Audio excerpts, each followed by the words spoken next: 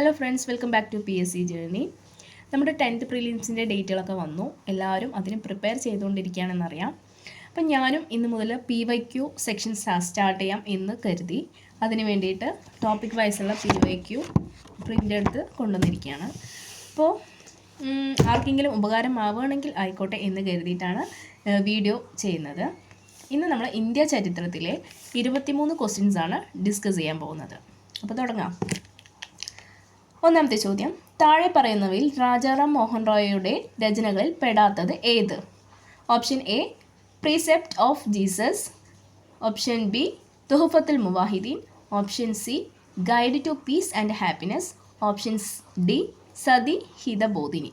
അപ്പോൾ ഇതിലേതാണ് രാജാറാം മോഹൻ റോയയുടെ രചനകളിൽ പെടാത്തത് എന്നാണ് ചോദ്യം. ഇതിൽ ഉത്തരം വരുന്നത് സതി ഹിതബോധിനി എന്നാണ്.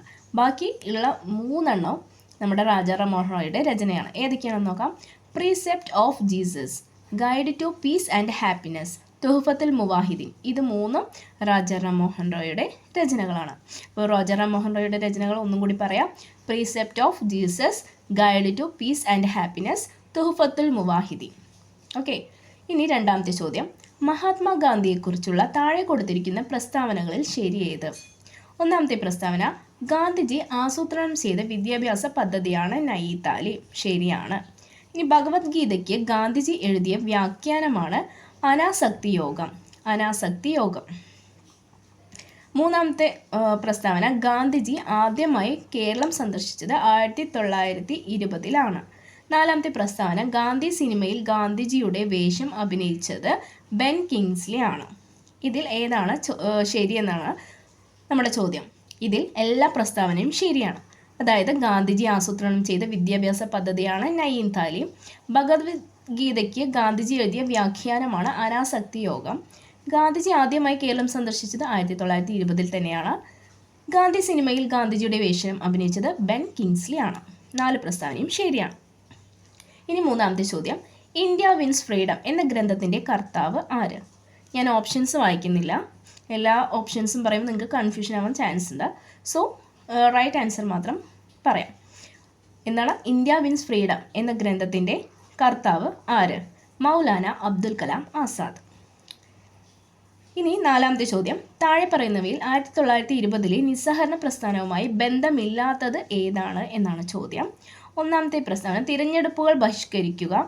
രണ്ടാമത്തേത് ഫ്യൂഡൽ നികുതി നൽകുക. 3 നികുതി നൽകാതിരിക്കുക. ഇതിലേതാണ് നിസ്സഹകരണ പ്രസ്ഥാനവുമായി ബന്ധമില്ലാത്തത് എന്നാണ് ചോദ്യം. ഇതിൽ ഓപ്ഷൻ ബി ആണ്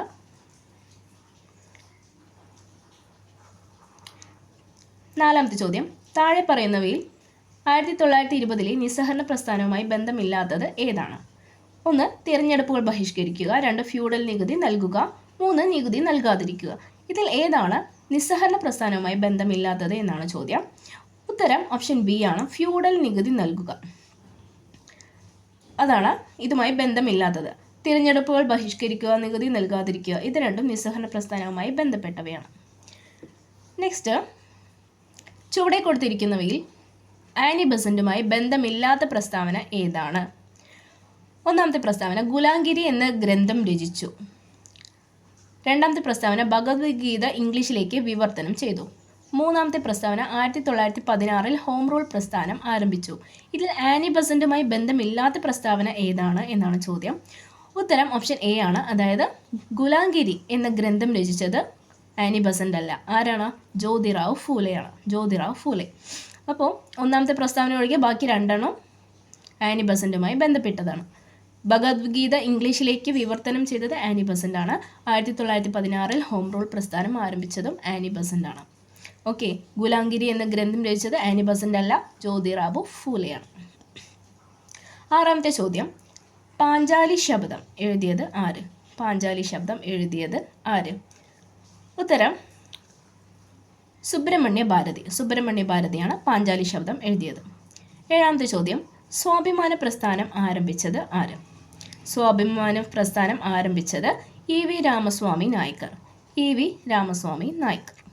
എട്ടാമത്തെ ചോദ്യം, ഇന്ത്യയുടെ ദേശീയ ഗീതമായ വന്ദേ മാതരം ഏത് കൃതിയിൽ നിന്ന് എടുത്തിട്ടുള്ളതാണ്? ഇന്ത്യയുടെ ദേശീയ ഗീതമായ വന്ദേ മാതരം ഏത് കൃതിയിൽ നിന്ന് എടുത്തിട്ടുള്ളതാണ്? ഓപ്ഷൻ ബി ആനന്ദമഠത്തിൽ നിന്നാണ്. ആനന്ദമഠത്തിൽ നിന്നാണ് എടുത്തത്. ഇന്ത്യയുടെ ഭാവി നിർണ്ണയിക്കുന്നത് ഇന്ത്യയുടെ ക്ലാസ് മുറികളിലാണ്. ഈ പ്രസ്താവന ആരുമായി ബന്ധപ്പെട്ടിരിക്കുന്നു? ഇന്ത്യയുടെ ഭാവി നിർണ്ണയിക്കുന്നത് ഇന്ത്യയുടെ ക്ലാസ് മുറികളിലാണ്. ഈ പ്രസ്താവന ആരുമായി ബന്ധപ്പെട്ടിരിക്കുന്നു? ഓപ്ഷൻ ഡി ആണ് doctor D S Kothari. Doctor D S കോത്തിരിയുമായി ബന്ധപ്പെട്ടതാണ് ഈ ഒരു വാചകം. നെക്സ്റ്റ് 10ാമത്തെ ചോദ്യമാണ്. 1917 ഗാന്ധിജി പങ്കെടുത്ത നീലം കർഷകരുടെ സമരം നടന്ന സ്ഥലം ചമ്പാരനാണ്. അതെല്ലാവർക്കും അറിയാം അല്ലേ? 1917 ചമ്പാരൻ സത്യാഗ്രഹം നടന്നത്. ഏത് ബിഗിനേഴ്സിനും അറിയുന്ന ഒരു ചോദ്യമാണ് ഇത്. ഇനി ബനാറസ് സംസ്കൃത കോളേജിൻ്റെ സ്ഥാപകൻ ആരാണ്? ബനാറസ് സംസ്കൃത കോളേജിൻ്റെ സ്ഥാപകൻ ആരാണ്? Jonathan Duncan. Jonathan Duncan. 12ാമത്തെ ചോദ്യം. താഴെ പറയുന്നവയിൽ ഗാന്ധിജി ഇർവിൻ ഉടമ്പടിയുമായി ബന്ധമില്ലാത്തത് ഏത്? ഒന്നാമത്തെ പ്രസ്താവന നോക്കാം. നിയമലംഘന പ്രസ്ഥാനം പിൻവലിക്കും. രണ്ടാമത്തേത് പ്രവിശ്യകളിലെ ദ്വിഭരണം അവസാനിപ്പിക്കും. മൂന്നാമത്തെ രാഷ്ട്രീയ തടവുകാരെ മോചിപ്പിക്കും. ഇതിൽ ഗാന്ധി ഇർവിൻ ഉടമ്പടിയുമായി ബന്ധമില്ലാത്തത് ഏതാണ് എന്നാണ് ചോദ്യം. ഇതിൽ രണ്ട് മാത്രമാണ്. അതായത് പ്രവിശ്യകളിലെ ദ്വിഭരണം അവസാനിപ്പിക്കും എന്നത് ഇതുമായി ബന്ധപ്പെട്ടതല്ല. ബാക്കിയുള്ള നിയമലംഘന പ്രസ്ഥാനം പിൻവലിക്കും എന്നതും രാഷ്ട്രീയ തടവുകാരെ മോചിപ്പിക്കും എന്നതും ഗാന്ധി ഇർവിൻ ഉടമ്പടിയുമായി ബന്ധപ്പെട്ടതാണ്. ഓക്കെ. ഇനി 13ാമത്തെ ചോദ്യം. ഇന്ത്യയിൽ ഭാഷാടിസ്ഥാനത്തിൽ സംസ്ഥാനങ്ങൾ രൂപീകരിക്കുന്നതിനായി നിയോഗിക്കപ്പെട്ട സംസ്ഥാന പുനഃസംഘടനാ കമ്മീഷൻ്റെ അധ്യക്ഷൻ ആരായിരുന്നു? അത് നമുക്ക് എല്ലാവർക്കും അറിയാം, ഫസൽ അലി. അടുത്ത ചോദ്യം 14ാമത്തെ ചോദ്യമാണ്. ഇന്ത്യയുടെ ദേശീയ ഗീതം രചിച്ചത് ആര്? ഇന്ത്യയുടെ ദേശീയ ഗീതം രചിച്ചത് നമുക്ക് എല്ലാവർക്കും അറിയാം അല്ലേ? ബങ്കിം ചന്ദ്ര ചാറ്റർജി. ഇന്ത്യയുടെ ദേശീയ ഗീതം വന്ദേ മാതരമാണ്. അത് രചിച്ചത് Bankim Chandra ചാറ്റർജിയാണ്.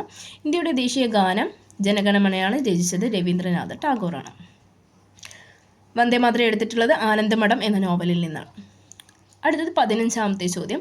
Poverty and un-British rule in India എന്ന പുസ്തകം രചിച്ചത് ആരാണ്? ദാദാഭായ് നവറോജി.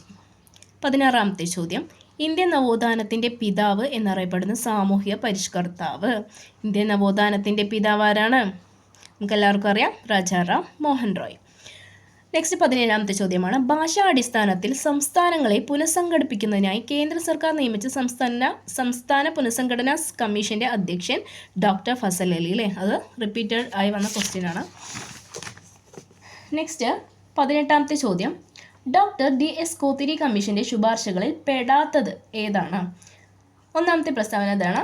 10+2+3 മാതൃകയിൽ വിദ്യാഭ്യാസം നടപ്പിലാക്കണം. രണ്ടാമത്തേത് സെക്കൻഡറി തലത്തിൽ തൊഴിലധിഷ്ഠിത വിദ്യാഭ്യാസം നടപ്പിലാക്കണം. മൂന്നാമത്തേത് ത്രിഭാഷാ പദ്ധതി നടപ്പിലാക്കണം. നാലാമത്തേത് മൂല്യ വിദ്യാഭ്യാസത്തിന് ഊന്നൽ നൽകണം. ഇതിലേതാണ് ഡോക്ടർ ഡി എസ് കോത്തിരി കമ്മീഷൻ്റെ ശുപാർശകളിൽ ഉൾപ്പെടാത്തത് എന്നാണ് ചോദ്യം. ഇതിൽ ഓപ്ഷൻ സി, അതായത് ത്രിഭാഷാ പദ്ധതി നടപ്പിലാക്കണം എന്ന പ്രസ്താവനയാണ് ഇതിൽ ഉൾപ്പെടാത്തത്. അതാരാണ്?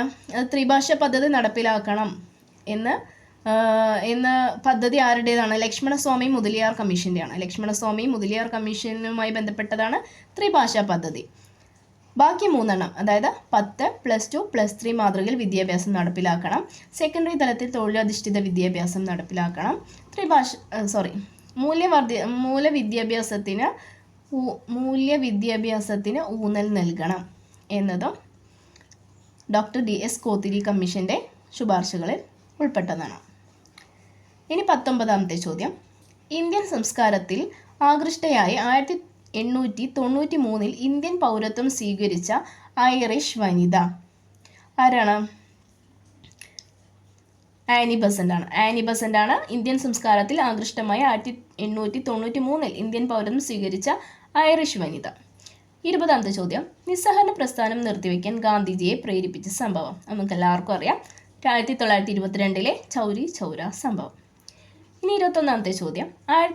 1857 ഒന്നാം സ്വാതന്ത്ര്യ സമരത്തിൽ ഇന്ത്യയുടെ ചക്രവർത്തിയായി പ്രഖ്യാപിക്കപ്പെട്ട ഭരണാധികാരി ആരാണ്?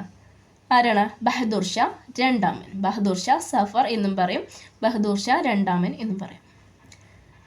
ഇനി 22ാമത്തെ ചോദ്യം. ലോകമാന്യ എന്ന് ജനങ്ങൾ ആദരവോടെ വിളിച്ച സ്വാതന്ത്ര്യ സമര സേനാനി ബാലഗംഗാധര തിലകാണ് ലോകമാന്യ എന്നറിയപ്പെടുന്നത്. ഇന്ത്യൻ സൊസൈറ്റി ഓഫ് ഓറിയന്റൽ ആർട്സിൻ്റെ സ്ഥാപകൻ ആര്? ഇന്ത്യൻ സൊസൈറ്റി ഓഫ് ഓറിയന്റൽ ആർട്സിൻ്റെ സ്ഥാപകൻ ആരാണ്? Abanindranath ടാഗോറാണ്. Abanindranath ടാഗോറാണ് Indian society of oriental ആർട്സിൻ്റെ സ്ഥാപകൻ. അപ്പോൾ ഇത്രയുമാണ് ഇന്നത്തെ PYQയിൽ നമ്മൾ ഡിസ്കസ് ചെയ്ത ചോദ്യങ്ങൾ. നാളെ ഇതുപോലെ പുതിയൊരു ടോപ്പിക്കിൽ നിന്ന് PYQs ആയിട്ട് വരുന്നതായിരിക്കും. വീഡിയോ ഇഷ്ടപ്പെട്ടാൽ ലൈക്ക് ചെയ്യുക, ഹെൽപ്ഫുൾ ആയാൽ ഈ ചാനൽ ഒന്ന് സബ്സ്ക്രൈബ് ചെയ്യുക. Thank you.